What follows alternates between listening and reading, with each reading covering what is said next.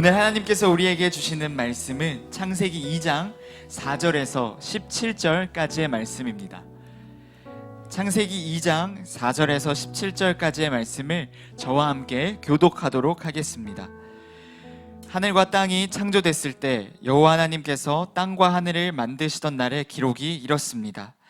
여호와 하나님께서 아직 땅에 비를 내리지 않으셨고 땅을 일굴 사람도 없었으므로 들에는 나무가 아직 없었고 땅에는 풀조차 나지 않았습니다. 대신 안개가 땅에서 솟아나와 온 땅을 적셨습니다. 여호와 하나님께서 땅에서 취하신 흙으로 사람을 빚으시고 그 코에 생기를 불어넣으시자 사람이 생명체가 됐습니다. 여호와 하나님께서 동쪽에 에덴의 동산을 만들고 손수 빚으신 그 사람을 거기에 두셨습니다. 그리고 여호와 하나님께서는 보기에도 아름답고 먹기에도 좋은 온갖 나무가 땅에서 자라게 하셨습니다. 동산 한가운데는 생명나무가 있었고 선약을 알게 하는 나무도 있었습니다. 강 하나가 에덴으로부터 나와서 동산을 적시고 거기로부터 갈라져 네 줄기 강의 원류가 됐습니다. 첫째 강의 이름은 비손인데 이 강은 금이 있는 하윌라 온 땅을 굽이쳐 흘렀습니다. 이 땅의 금은 질이 좋고 베델리엄과 호마노도 거기 있었습니다. 둘째 강의 이름은 기온인데 에티오피아 온 땅을 굽이쳐 흘렀습니다. 셋째 강의 이름은 티그리스인데 아시리아 동쪽을 끼고 흐르고 넷째 강은 유프라테스입니다. 여호와 하나님께서 그 사람을 데려다가 에덴 동산에 두셔서 동산을 일구고 지키게 하셨습니다. 여호와 하나님께서 아담에게 명령에 말씀하셨습니다. 너는 이 동산에 있는 각종 나무의 열매를 마음대로 먹을 수 있다. 함께 읽겠습니다. 그러나 선과 악을 알게 하는 나무의 열매는 먹지 마라. 그것을 먹는 날에는 내가 반드시 죽을 것이다. 아멘. 이 시간 정한유 목사님 나오셔서 실패마저도 품으신 사랑이라는 제목으로 말씀 전해주시겠습니다.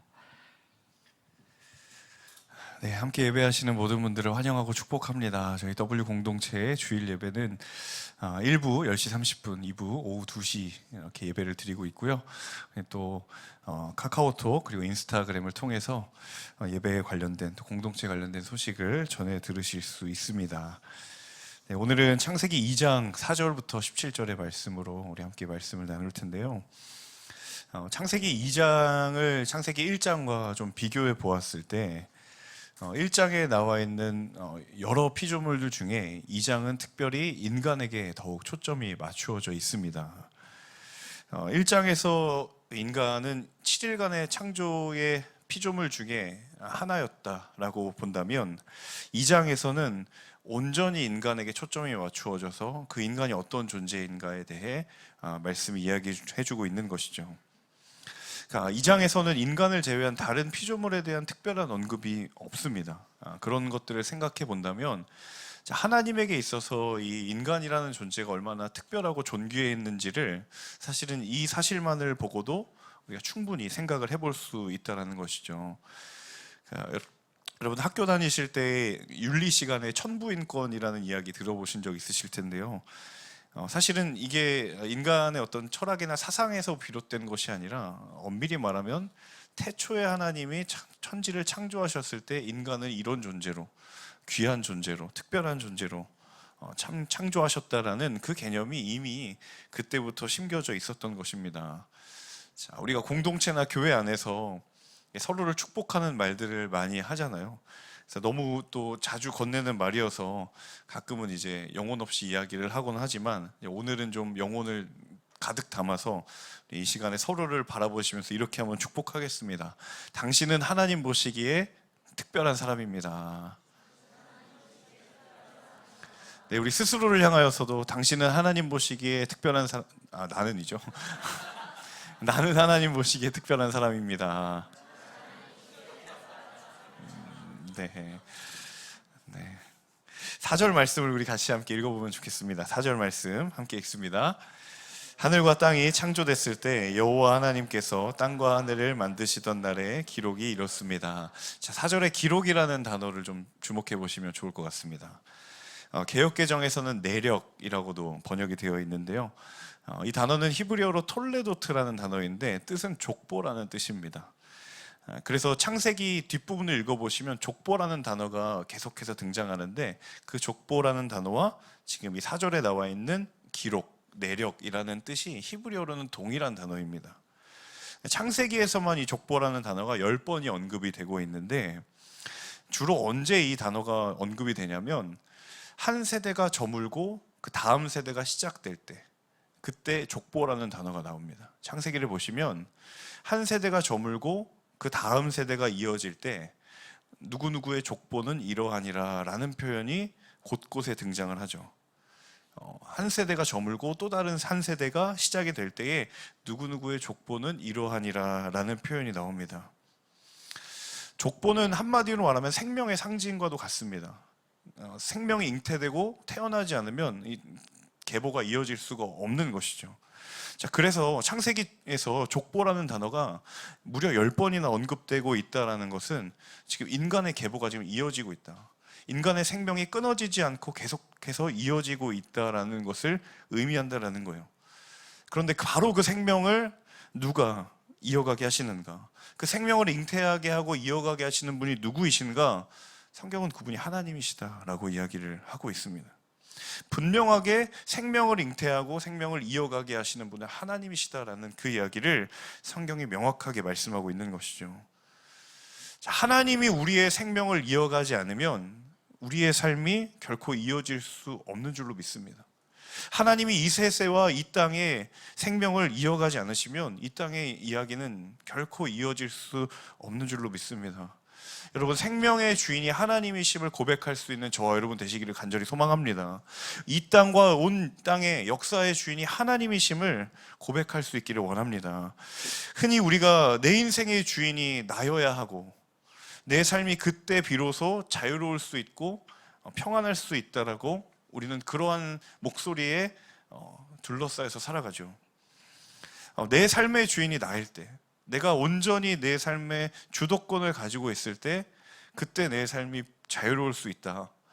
일시적으로, 한시적으로는 그럴 수 있습니다. 그런데 근본적으로는 절대로 그렇게 될 수가 없습니다. 왜냐하면 하나님이 태초에 사람을 지으실 때 이게 사람의 영적인 원리가 그렇게 창조되지 않았기 때문이에요. 하나님께 붙들려 있어야만 그 삶이 온전할 수 있도록 하나님이 창조해 놓으셨기 때문이에요. 인생의 주인이 나일 때 우리가 진정한 자유를 누릴 수 있는 것이 아닙니다. 우리의 인생의 주인이 하나님이실 때 그때 비로소 우리의 삶에 참된 자유가 경험되는 줄로 믿습니다. 그 하나님 안에서의 진짜 자유를 경험하실 수 있는 하나님의 사람들 모두가 되시기를 간절히 바랍니다. 우리 5절과 6절의 말씀, 이어지는 구절 같이 읽어보겠습니다. 5절과 6절 함께 읽습니다. 여호와 하나님께서 아직 땅에 비를 내리지 않으셨고 땅을 일굴 사람도 없었으므로 들에는 나무가 아직 없었고 땅에는 풀조차 나지 않았습니다. 대신 안개가 땅에서 솟아나와 온 땅을 적셨습니다. 4절로부터 이어지는 내용인데요, 하늘과 땅이 창조되었을 때 그 구체적인 모습이 어떠했는가에 대한 내용이 이 5절과 6절입니다. 구체적으로 그 7일간의 창조 날짜 중에 두 번째 날, 하늘과 땅이 창조되었을 때의 그때 모습을 다시 연상시키게 하는 대목인데요, 그 1장과 비교했을 때 조금 더 이 구절은 구체적인 모습들을 설명해주고 있습니다. 보시면 아시겠지만 아직 땅에 비가 내리지 않았고 땅을 일굴 사람도 없었고 들에 나무가 없었고 땅에 풀조차 나지 않았다. 한마디로 말하면 아직 생명이라는 존재가 일어나지 않은 상황을 지금 상세하게 묘사하고 있는 것이죠. 자, 그런데 5절을 보면요, 5절에 한 가지 주목해 보아야 할 단어가 등장합니다. 그 단어는 바로 여호와 하나님이라는 단어입니다. 여호와 하나님. 1장에서는 줄곧 하나님에 대한 이름이 그냥 하나님이었습니다. 그런데 2장으로 오시게 되면 갑자기 여호와 하나님이라는 명칭으로 바뀝니다. 그리고 오늘 본문에서도 본문 내내 하나님의 이름은 여호와 하나님으로 계속 반복되고 있다는 거예요. 자, 이 여호와 하나님, 우리는 그냥 하나님일 수도 있고 뭐 여호와일 수도 있고 뭐 얼마든지 사용할 수 있다라는 생각을 하지만 사실은 놓쳐서는 안 될 중요한 의미가 담겨져 있는데요, 그것이 무엇인가 하면 이 여호와라는 단어는 이스라엘 백성들에게만 알려졌던 하나님의 이름이었어요. 출애굽기 6장 6절 7절 같이 읽어보겠습니다. 출애굽기 6장 6절과 7절입니다. 함께 읽습니다. 그러므로 이스라엘 자손에게 말하기를 나는 여호와라. 내가 애굽 사람의 무거운 짐 밑에서 너희를 빼내며 그들의 노역에서 너희를 건지며 편팔과 여러 큰 심판들로서 너희를 속량하여 너희를 내 백성으로 삼고 나는 너희의 하나님이 되리니 나는 애굽 사람의 무거운 짐 밑에서 너희를 빼낸 너희의 하나님 여호와인 줄 너희가 알지니라. 자, 이 본문은요, 이스라엘 백성들에게 하나님이 당신을 소개하시는 거예요. 하나님 어떤 분이신가? 나는 여호와라. 너희를 애굽 사람의 손에서 건져낸 여호와라. 그리고 내가 너희를 내 백성으로 삼고 내가 너희의 하나님이 되겠다. 나는 여호와 하나님이라. 그러니까 여호와 하나님이라는 단어는요, 이스라엘 백성들에게 가장 먼저 알려져 있었던 하나님의 이름이에요. 그러니까 바꾸어 말하면 이 여호와 하나님이라는 이름은 이스라엘은 하나님과 약속을 맺은 언약의 백성이다라는 뜻과 동일하다라는 거예요. 자, 그런데 지금 출애굽기보다도 한창 앞에 창세기 2장에서 성경이 여호와 하나님이라고 말하고 있는 것은요, 이스라엘이라는 한 민족에 국한된 것이 아니라 하나님이 지으신 모든 인간이 하나님은 당신과의 약속을 위하여서 인간을 만드셨다라는 의미가 되는 거죠. 자, 어떠한 약속입니까? 내가 너희의 하나님이 되고 너희는 나의 백성이 되리라. 내가 너희의 하나님이 되고 너희는 나의 소유가 되리라는 그 약속으로 하나님과 하나님의 사람 인간이 그 관계를 가지고 있다는 거예요. 사랑하는 여러분, 저와 여러분의 삶에 혹시 잊혀져 버린 이 하나님의 약속이 있지는 않습니까? 분명히 우리 한 사람 한 사람을 하나님이 창조하셨고 하나님이 지으셨는데 그 여호와 하나님, 내가 너희의 하나님이 되고 너희는 나의 백성이 되리라고 하는 그 잊혀진 하나님의 약속은 무엇입니까? 저와 여러분의 삶을 향한 하나님의 약속을 바라보지 못하도록 가리고 있는 혹시 그런 영적인 장애물이 있지는 않습니까? 하나님의 약속만이 우리 인생의 가장 온전한 이정표가 되는 줄로 믿습니다. 하나님의 그 약속만이 이 세상과 온 땅의 온전한 기준이 되는 줄로 믿습니다. 오늘 이 잊혀진 하나님의 약속을 다시 한번 말씀을 통해 붙들기를 간절히 원합니다. 우리 이어지는 7절의 말씀입니다. 7절 말씀 함께 읽습니다. 여호와 하나님께서 땅에서 취하신 흙으로 사람을 빚으시고 그 코에 생기를 불어넣으시자 사람이 생명체가 됐습니다. 1절에서는 그냥 사람이 창조되었다라고 말하지만 2장에서는 그 사람이 어떻게 창조되었는지에 대해서 비교적 구체적으로 묘사하고 있는 본문이죠. 다른 많은 피조물들은 하나님의 말씀으로 창조됐지만 유독 인간만큼은 하나님께서 손수 흙으로 빚으시고 거기에 생기를 불어넣으셔서 생명이 있는 생명체가 되었다라고 이야기합니다. 인간의 기원이 다른 것으로부터 출발하는 것이 아니라 오직 하나님께 그 출발이 있다는 것을 성경이 이 부분에서 명확하게 증언하고 있는 것이죠. 원래 인간은 흙이었습니다. 그래서 창세기 3장에 보면 너는 흙이니 흙으로 돌아갈 것이다 라고 이야기를 하고 있죠.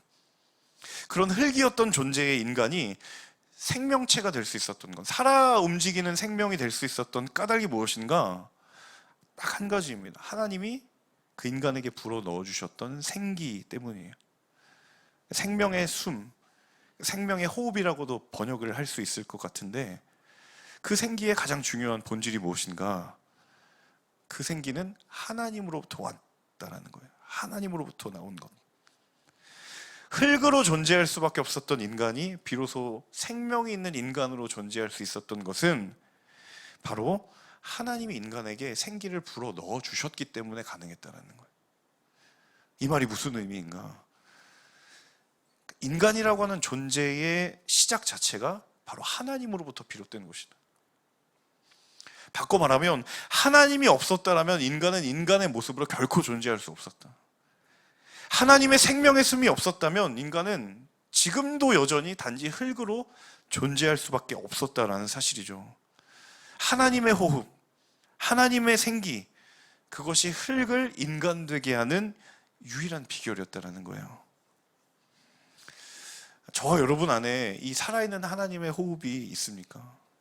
여러분, 여러분의 삶에, 저의 삶에 흙에서 인간으로 만드신 하나님의 호흡이 숨쉬고 있습니까? 제가 얼마 전에 휴일에 이제 우연히 짧은 시간에 TV를 볼 수 있는 짬이 나서 TV를 보게 되었는데 의학 드라마가 나오는 거예요. 제가 그래도 믿으실런지 모르겠지만 예전에 한때 의사를 꿈꿨던, 왜 웃으시죠? 네. 꿈을 꿀 수는 있잖아요. 네. 그래서 제가 그 의학 드라마가 나오면 굉장히 좀 흥미롭게 보는 편인데, 이제 의사들이 막 대화를 하는데 막 의학 용어가 쭉쭉쭉쭉 막 나오면서 제 밑에 막 해설이 달리는데, 대사 중에 그런 단어를 들었어요. 무슨 단어냐면 바이탈 사인이라는 단어를 들었어요. 궁금해서 찾아보니까 한국어로는 활력 징후 이렇게 표현이 되더라고요. 그러니까 인간이 살아있는 상태를 체킹할 수 있는 몇 가지 표지, 징후들을 가리켜서 바이탈 사인이라고 이야기를 해요. 그래서 의사들이 이 바이탈 사인을 체크할 때 총 보통 4가지라고 합니다. 체온, 맥박, 호흡, 혈압. 이게 정상적인가를 체크한다라는 거예요. 그러니까 환자의 상태가 중하든 가볍든 간에 의사가 가장 먼저 확인하는 게 뭐냐면 이 4가지 바이탈 사인이에요. 그래서 제가 그것을 보면서 하나님이 인간을, 흙으로 존재하던 그 인간을 하나님이 호흡을 주시고 생기를 주셔서 그 생기를 공급받아서 인간이 되었다면 우리의 인생이 하나님의 피조물로 살아가게 하는 영적인 바이탈 사인이 있지 않겠는가? 체온과 맥박과 호흡과 혈압을 체크하면 환자의 상태가 어떠한지를 알 수 있는 것처럼 우리 안에 영적인 바이탈 사인을 확인하면 우리의 영적인 상태를 알 수 있지 않은가? 저와 여러분의 삶 가운데 그 영적인 바이탈 사인이 과연 살아 있습니까? 여러분, 예배에 감격이 있으시고 일상의 경건 생활이 지켜지고 있고 하나님을 향해 드려지는 규칙적인 시간이 여러분 있습니까? 내가 영적으로 살아있다라고 한다는 그 영적인 바이탈 사인이 있습니까? 영적인 호흡이 있고 영적인 맥박이 있고 영적인 체온이 있습니까? 혹시 육안으로 보이기에는 멀쩡하게 살아있는 듯하지만 영적인 호흡은 멎어버렸거나, 눈으로 보기에는 호흡을 하고 있지만 내 영혼의 호흡은 이미 멈춰져 버린 지 오래가 되지는 않았습니까? 사랑하는 여러분, 저와 여러분의 삶에 이 하나님의 호흡이 다시 시작되기를 간절히 소망합니다. 하나님의 호흡이 끊어지지 않기를 간절히 축복합니다. 아주 작은 시간이라도 하나님께 드리는 시간이 있는가? 삶의 예배를 내가 계속적으로 세워가고 있는가? 매 주일에 예배에 나와서 시간을 지키고 마음을 구별하는 결단이 있는가? 여러분, 다시 한번 하나님으로 인하여 호흡하고 우리의 영적인 맥박이 활기 있게 뛰는 그런 은혜가 있기를 간절히 소망합니다. 우리 8절과 15절의 말씀인데요. 8절과 15절의 말씀입니다. 함께 읽습니다. 여호와 하나님께서 동쪽의 에덴에 동산을 만드시고 손수 빚으신 그 사람을 거기에 두셨습니다. 여호와 하나님께서 동산을 일구고 지키게 하셨습니다. 8절에 보면 에덴에 그 사람을 거기에 두셨습니다 라고 되어 있죠. 에덴은 사방을 둘러싼 기쁨이라는 표현입니다. 그런 의미를 가진 단어예요. 에덴에는 하나님의 기쁨이 있었고 그곳에 사람을 두심으로 인하여서 하나님이 기뻐하시는 곳이 에덴이었어요. 그리고 오늘 본문을 보니까 하나님이 그곳에서 사람에게 에덴을 일구고 지키게 하셨어요. 그러니까 쉽게 말하면 노동이 존재했다라는 것을 알 수가 있습니다. 그러니까 무언가 수고해야 할 일거리가 있었고, 그리고 그것을 위해 사람이 수고를 하고 그 자리에서 에덴, 기쁨을 경험했던 곳이 바로 에덴이었던 곳입니다. 저와 여러분은 좀 이해가 안 되죠. 어떻게 일하면서 기쁠 수 있는가? 여러분, 노동으로 인하여서 기쁘신가요? 네, 분명히 추측컨대 여기는 급여도 없었을 것 같은데, 네. 그러니까 원래 노동이라는 본질이 사실은 인간에게 괴로움을 주는 것은 아니었다라는 것을 이제 생각을 해볼 수 있는 대목이죠. 그러니까 하나님께서 지으신 세계를 일구고 지키면서 그 안에 담겨져 있는 하나님의 섭리와 하나님의 계획과 인도하심을 깨닫게 되고 그것으로부터 기뻐하고 그것으로부터 감동할 수 있는 그런 태초의 세계의 모습이었다라는 거예요. 자, 그게 왜 가능했을까? 이 8절 끝에 15절 끝에 보면 하나님이 그 동산을 일구고 지키게 하셨다라는 표현이 나오거든요. 자, 일구고 지킨다. 개역개정 성경에서는 경작한다라는 표현으로 되어 있어요. 이 히브리어로 아바드라는 표현인데 사실 이 단어는 원래 엎드리다, 경배하다라는 단어예요. 일한다라는 의미로 되어 있지만 사실 히브리어의 원어의 가장 첫 번째 뜻은 뭐냐면 엎드리고 예배하고 경배한다라는 뜻이에요. 그러니까 어째서 수고하고 기뻐할 수 있고 노동하면서 기쁨을 경험할 수 있는가? 그 행위 자체가 하나님을 향한 예배였기 때문이에요. 흔히 우리가 일상의 삶이 예배가 되어야 된다고 이야기하는 바로 그 근거가 여기에 있다는 겁니다. 여러분, 여러분에게 주어져 있는 그 일상의 현장이 정말 여러분 예배가 되고 계십니까? 대부분 지금 동의가 안 되는, 예배이기를 원하지만 예배가 되지 않는. 하지만 오늘 이 말씀을 통해서 다시 한번 그것을 소망하기를 간절히 소망합니다. 우리의 삶의 자리가 그것이 직장이든 일터이든 사업의 터전이든 학교이든 그 모든 자리가 하나님을 예배하기 위해서 드려지는 그러한 자리가 될 수 있기를 간절히 소망합니다. 정말 저와 여러분의 일상의 삶이 하나님을 향한 예배가 되고 일상의 수고와 땀 흘리는 그 모든 것이 하나님을 향해 드려지는 예배가 되기를 바라는 마음으로 여러분 그 마음을 가지고 다시 한번 소망함 가운데 여러분의 일터에 나가십시오. 여러분의 가정에 나가십시오. 여러분의 학교에 나가십시오. 하나님께서 에덴의 축복을 다시 회복시킬 줄로 믿습니다. 우리 하루하루의 삶을 바라보시는 하나님의 시선이 회복되기를 간절히 소망합니다. 자, 에덴의 가장 축복된 특징이 무엇이었을까? 한 가지를 꼽으라고 한다면 그 에덴은 하나님도 기뻐하셨고 사람도 기뻐하는 곳이었어요. 하나님의 기쁨과 사람의 기쁨이 정확하게 일치되었던 곳이 바로 그곳이었어요. 하나님의 기쁨이 나의 기쁨이 되고 내 기쁨이 하나님의 기쁨이 되었던 곳이었어요. 여러분, 이런 축복은 누구나 원할 것 같아요. 안타깝게도 우리의 현실을 바라보면 일치하기보다는 동떨어져 있거나 무관한 경우들이 얼마나 많은지 모릅니다. 하나님은 기뻐하시는데 나는 별로 거기에 관심이 없고, 나는 기쁜데 하나님은 여기에 별로 관심이 없고, 자, 그러다 보니 하나님은 나에게 관심이 있는 것인가 때로 오해하기도 하고 때로는 원망하기도 하는 그런 경험을 하게 되죠. 나는 기뻐하는데 하나님은 기뻐하지 않는 자리일 수 있다라고 한다면 여러분, 내가 주목하는 것이 과연 하나님이 기뻐하시는 자리인가 아니면 내가 기뻐하는 자리인가라는 질문 앞에 우리는 서야 된다는 거예요. 태초의 에덴은 하나님의 기쁨이 곧 내 기쁨이었고 내 기쁨이 곧 하나님의 기쁨이었지만 이제 그것이 분리되어 있다라고 하는, 죄로 인하여서 그것이 분리되었다라고 한다면 우리는 끊임없이 하나님 앞에 점검하고 물어야 될 것은 무엇인가? 내가 지금 주목하고 있는 것이 과연 하나님이 기뻐할 만한 것인가 아니면 내가 기뻐하는 것인가? 라는 것이죠. 하나님의 기쁨과 나의 기쁨을 분리하고자 하는 유혹이 세상에 얼마나 많은지 모릅니다.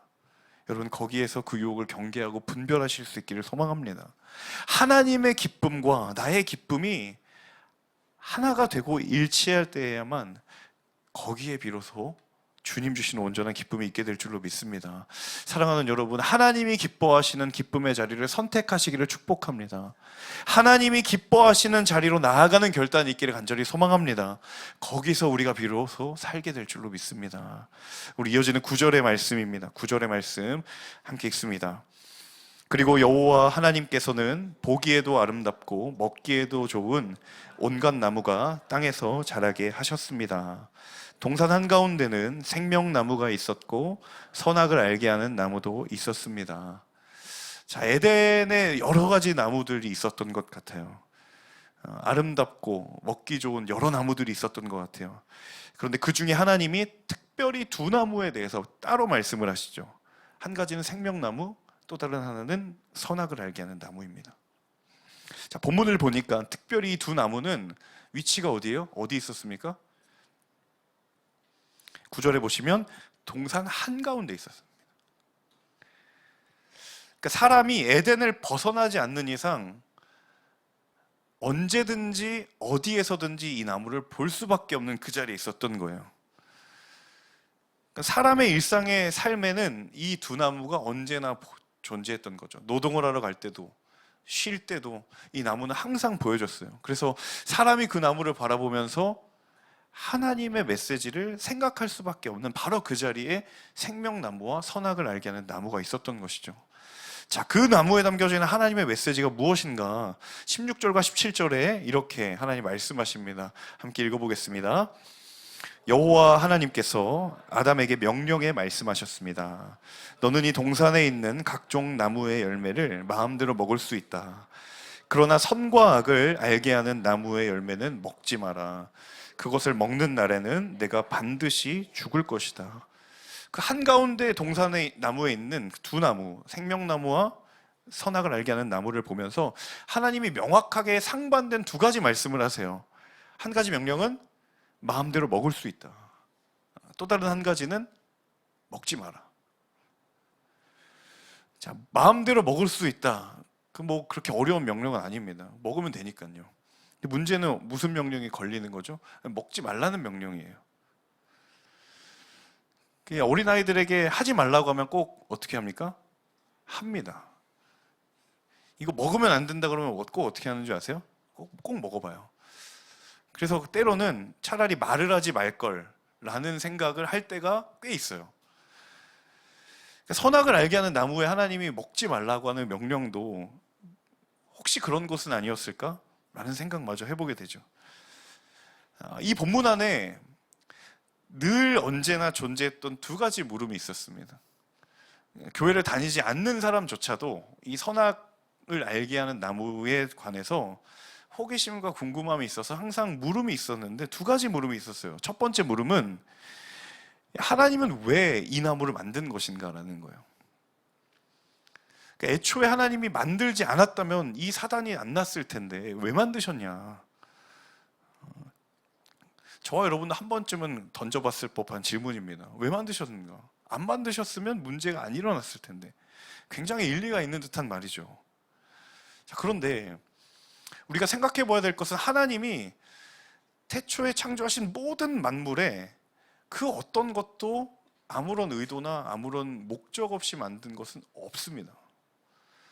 그것을 생각한다면 이 나무도 분명히 의미가 있고 이유가 있는 거죠.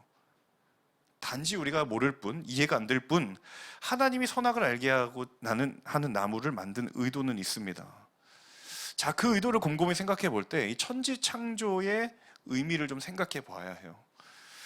천지 창조에 담겨져 있는 여러 메시지가 있지만 그 중에 본질적인 메시지 중에 하나가 무엇이냐면 하나님은 창조주이시고 인간은 피조물이다라는 거예요.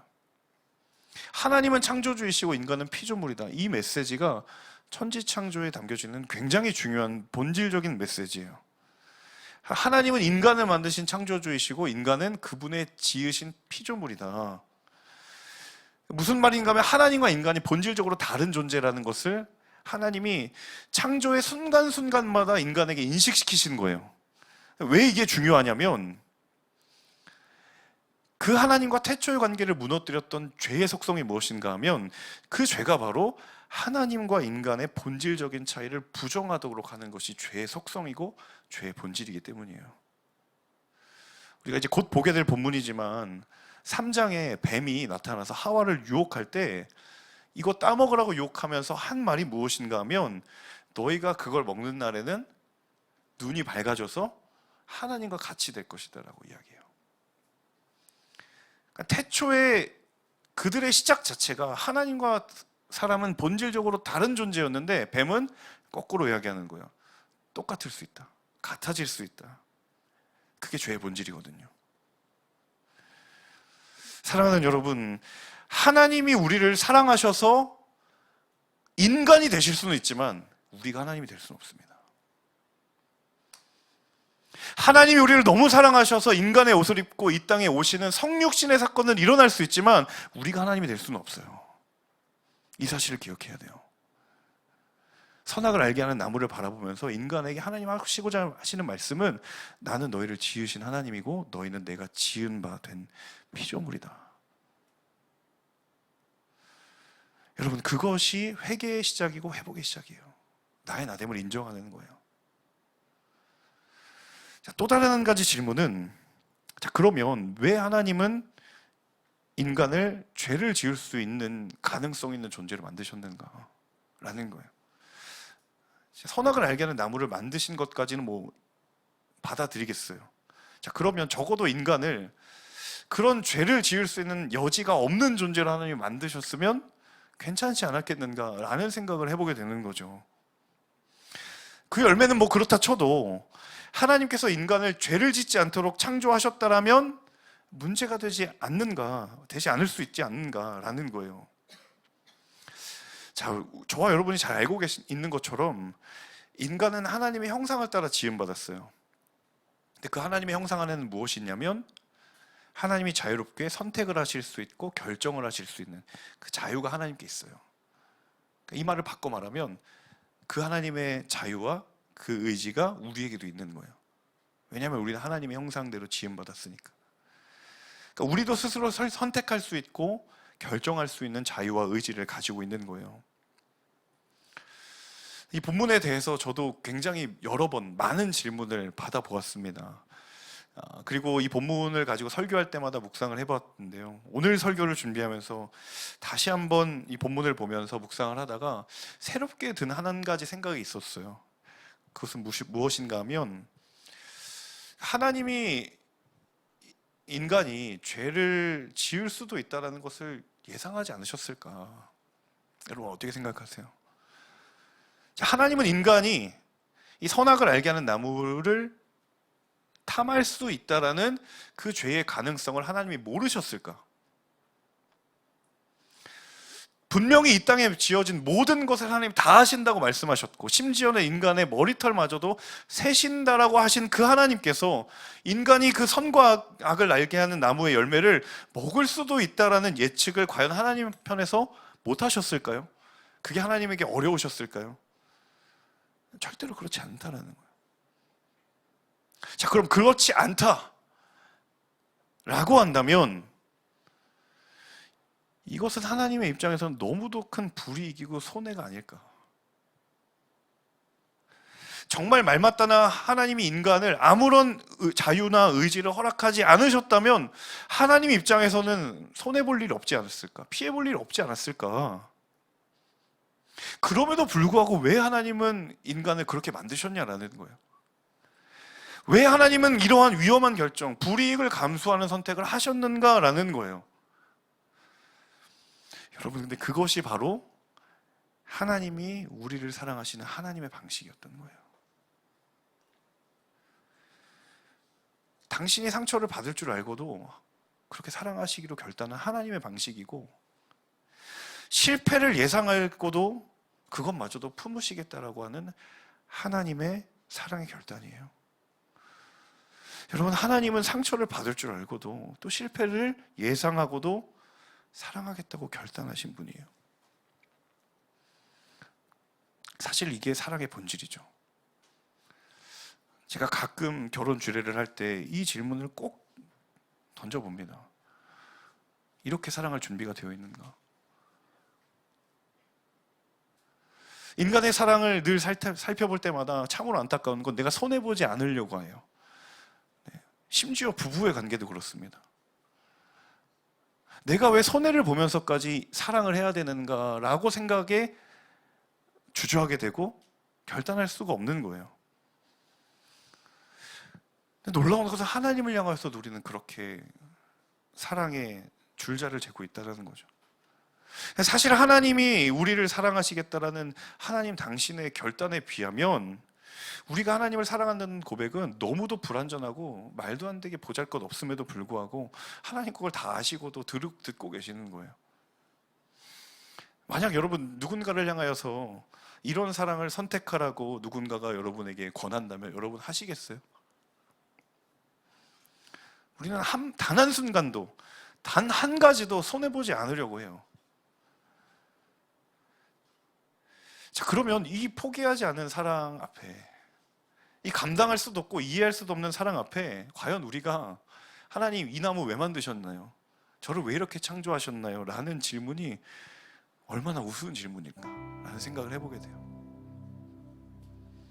사실은 우리가 생각하고 마음에 심고 묵상해야 될 질문은 이 말도 안 되는 사랑을 기억하고 말도 안 되는 사랑 앞에 나아가야에도 불구하고 그 사랑은 다 잊어버리고 하나님 왜 그러셨냐고, 왜 그걸 거기에 둬서 내가 죄 짓게 했느냐고 라고 말하는 어리석은 우리의 모습만 남아있는 것은 아닌가.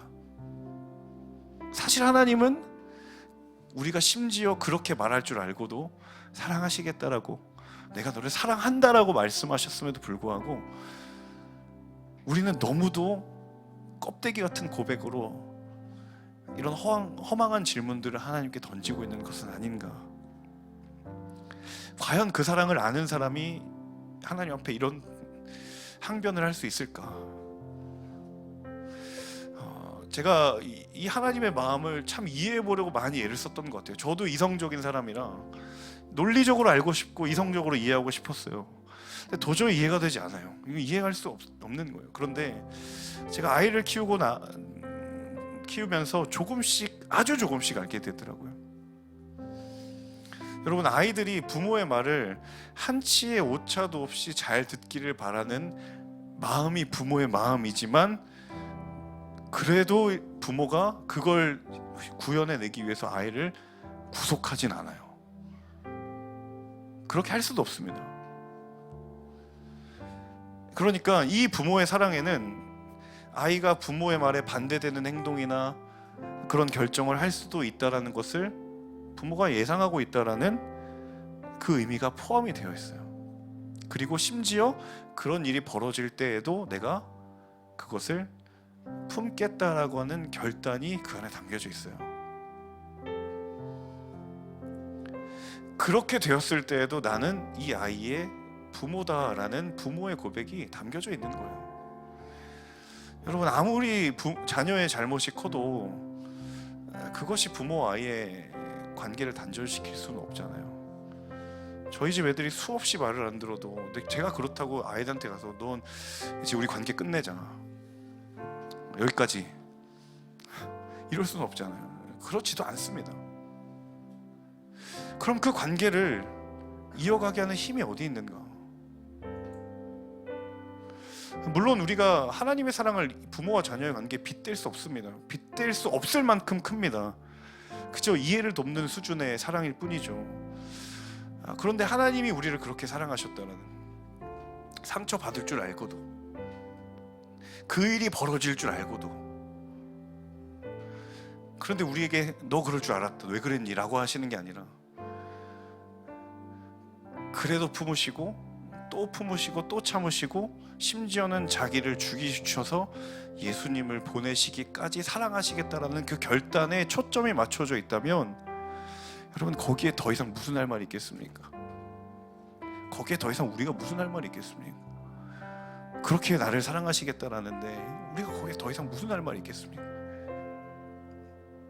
여러분, 하나님이 상처받을 줄 알고도 그 사랑을 선택하셨음을 여러분 기억하십시오. 이 사랑의 결말이 실패가 될 수도 있다는 것을 알면서도 그 사랑을 시작하셨다는 하나님의 마음이 저 여러분의 마음에 충만하게 부어지기를 주님의 이름으로 축복합니다. 하나님, 그 사랑에 내가 항복할 수밖에 없습니다. 하나님, 그 사랑 앞에 내가 엎드릴 수밖에 없습니다. 이 나무 왜 만들었냐고, 저를 왜 이렇게 만드냐고 묻는 질문이 아무런 의미가 없을 때까지 하나님 나를 사랑하시겠다라고 한다면, 저는 하나님께 드릴 고백은 그것뿐입니다. 네, 주님이 저를 사랑하시는 것을 주님이 잘 아십니다. 그 고백 하나뿐이에요. 여러분, 이제는 우리가 너무 작고 연약한 고백이지만, 이제 우리가 하나님을 사랑하는 그 사랑의 응답이 이제 다시 시작되어야 될 줄로 믿습니다. 여러분, 그 하나님의 부르심에 응답하시는 저 여러분 되시길 원합니다.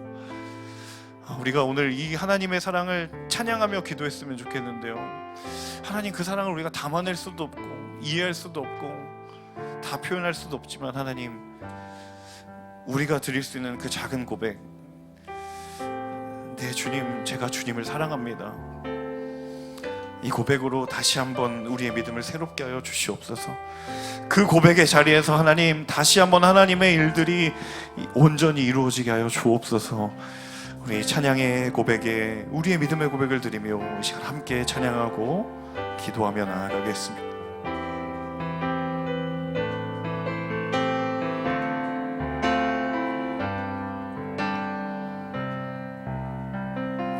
그 크신 하나님의 사랑 말로 다여 용 못하네. 저 높고 높은 별을 넘어 이 낮고 낮은 땅 위에 죄고만 영혼 구하려 그 아들 보내사 화목제로 삼으시고 죄 용서하셨네.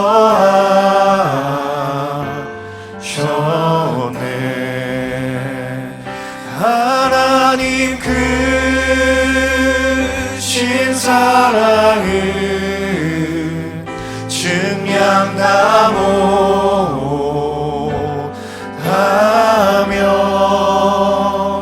영원히 변치 않는 사랑 성도여 찬양하세. 우리 가능하신 분들은 다 함께 잘 일어나셔서 그 사랑을 찬양하며 나아갑시다. 그 크신 하나님의 사랑 말로 다여 용 못하네. 저 높고 높은 별을 넘어 이 낮고 낮은 땅 위에 죄로만 영혼 구하려 그 아들 보내사 화목제로 삼으시고 죄 용서하. 우리 3절의 고백으로 찬양합시다. 하늘을 두루마리 삼고 하늘을 두루마리 삼고 바다를 물 참아도 한없는 하나님의 사랑 다 기록할 수 없겠네. 아멘 아멘. 하나님의 크신 사랑 그 어찌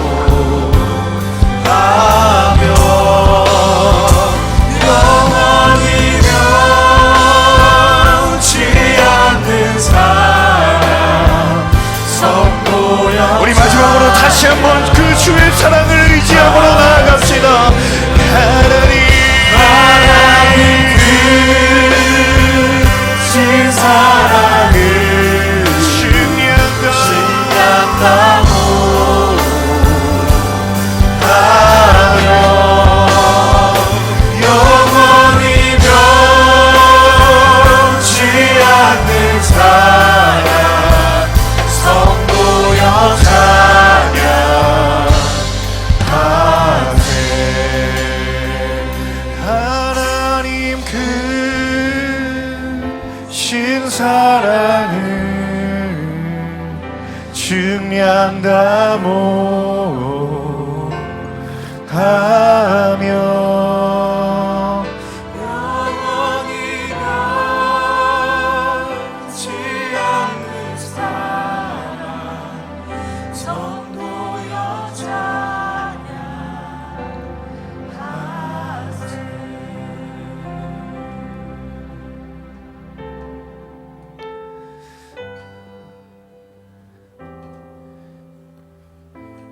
좌절과 절망의 자리 가운데 스스로를 한없이 탓하고 있었던 베드로에게 찾아오셔서 그 사랑의 의미와 목적을 다시 물으신 하나님,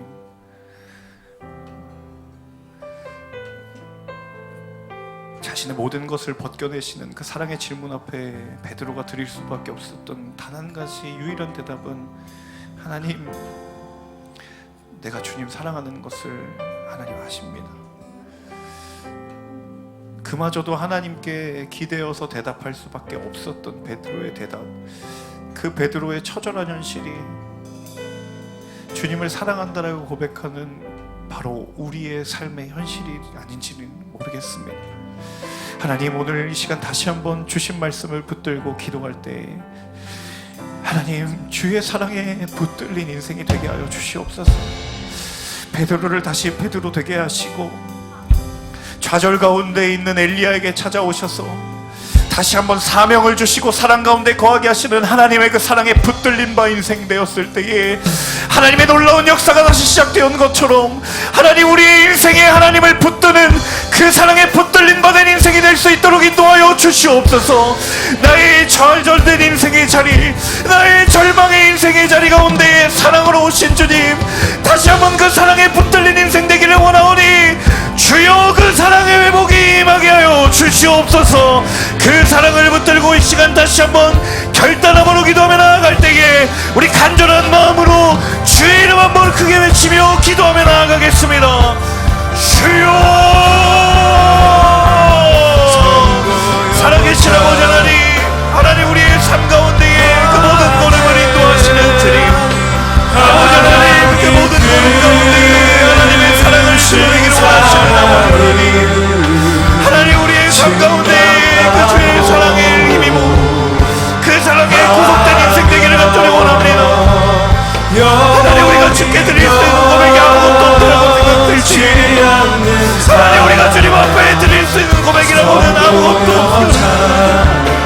그럼에도 불구하고 보자 하나님, 내가 너를 지명하여 불러다니는 내 것이라 말씀하시니 너희가 내 안에 구하고 내가 너희 안에 구하리라고 말씀하실 주님, 나는 여호와 하나님이라 너를 지명하여 불렀고 내가 너의 하나님이 되고 너희는 내 약속의 백성이라고 말씀하시는 그 하나님의 초대 앞에 우리가 엎드립니다. 그 하나님의 초대 앞에 우리가 엎드립니다. 순복합니다. 주님, 우리의 삶 가운데 하나님 주신 사랑을 증명하고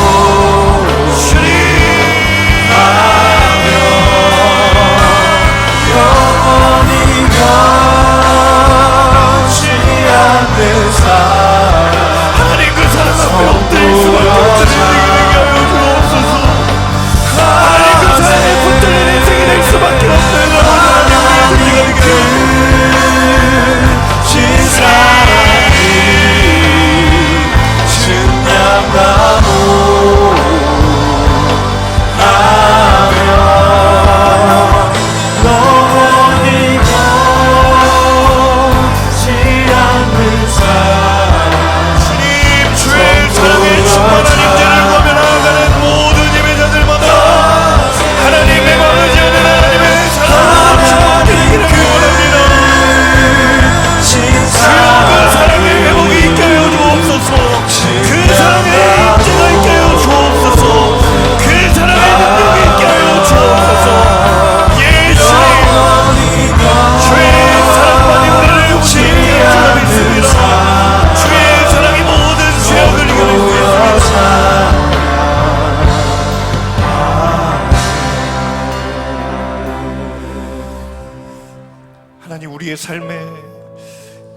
그 에덴의 기쁨과 축복이 회복되기를 원합니다. 하나님의 기쁨이 곧 나의 기쁨이었고, 나의 기쁨이 곧 하나님의 기쁨이었던 그 온전한 기쁨을 누렸던 그 하나님과의 친밀함이 하나님 우리의 삶 가운데 다시 회복되기를 원합니다. 하나님, 하나님의 기쁨에 내 눈이 감겨지지 않기를 원하고, 나의 기쁨에 매몰된 채 하나님을 바라보지 못하는 영적인 어두움이 없기를 원하오니, 하나님 우리의 믿음의 눈을 열어 주를 바라보게 하여 주옵소서. 하나님의 기쁨에 우리의 시선이 고정되게 하시고, 하나님과 무관한 기쁨에 우리의 마음을 빼앗기지 않는 하나님의 사람들이 될 수 있도록 주님 우리의 믿음을 주장하여 주옵소서. 우리 이 시간 다시 한번 결단하며 기도하며 나아갈 때에 주님 그 믿음의 눈을 부어달라고, 그 믿음의 눈을 열어달라고 우리 주여 말을 치며 기도하며 나아가겠습니다. 주여, 그 사랑이 내려와 날 자유케 하셨네. 영원히 나는 주님의 것, 삶과 골짜기에서 내 영혼 노래하네. 영원히 나는 주님의 것, 그 사랑이 내려와 날 자유케 하셨네.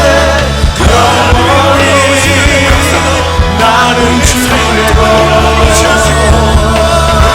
삶과 골짜기에서 내 영혼 고백하네. 영원히 나는 주님의 것, 그 사랑이 내려와 날 자유케 하셨네. 영원히 나는 주님의 것, 산과 골짜기에서 내 영혼 노래하네. 영원히 나는 주님의 것, 그 사랑이 내려와 날 자유케 하셨네. 영원히 나는 주님의 것, 산과 골짜기에서 내 영혼 노래하네. 영원히 나는 주님의 그 사랑이 내려와 날 자유케 하셨네. 영원히 나는 주님의 것, 산과 골짜기에서 내 영혼 노래하네. 영원히 나는 주님의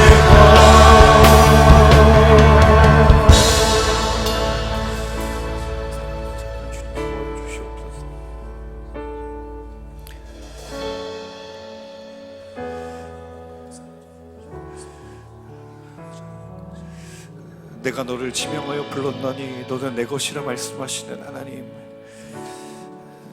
내가 어떠한 가운데 있을지라도, 내가 불 가운데 있을지라도, 물 가운데 있을지라도 낮의 해와 밤의 달이 너를 해치지 못할 것은 주의 선하심과 인자하심이 평생의 달을 따르기 때문이라고 말씀하시는 그 하나님의 약속의 말씀 위에 우리가 있기 때문인 줄로 믿습니다. 사랑하는 주님, 우리가 실패할 줄 알고도, 넘어질 줄 알고도, 그 선하게를 알게 하는 나무를 왜 만드셨냐라고 하나님께 따질 줄 아시고도 하나님 우리를 사랑하시겠다라고 하시는 그 정말 이해할 수도 없고 감당할 수도 없는 사랑 앞에 우리가 어찌 순복하지 않고 항복하지 않을 수 있겠습니까?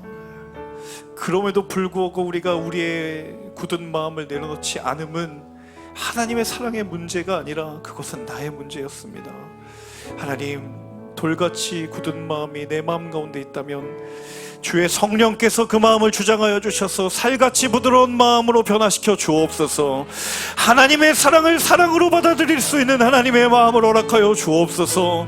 주님, 그 사랑에 붙들린 인생이 하나님의 마음을 흡족해 하고 그 인생을 하나님께 영광을 올려드렸던 것처럼, 하나님, 여기 함께 예배하는 하나님의 사람들, 하나님의 자녀들 머리 위에마다 그 사랑으로 인쳐주시고 그 사랑으로 온전케 하여 주셔서 그들의 걸어가는 모든 믿음의 걸음이 주 안에서 복되게 하시고 죄악을 이기고 세상을 이기는 승리하는 믿음을 허락하여 주옵소서. 주님, 하나님의 사랑만이 우리를 자유케 하고 온전케 하실 줄로 믿습니다. 그 일을 이루실 주님의 이름을 찬양하고 높여드립니다. 하나님, 그 사랑 안에 온전히 구하는 우리 모두가 되도록 인도하여 주옵소서. 그렇게 하실 주님의 이름을 찬양하고 감사드리며 이 모든 말씀 살아계신 주 예수님의 이름으로 기도합니다. 아멘. 우리 살아계신 하나님께 감사와 영광의 박수 올려드리겠습니다. 네.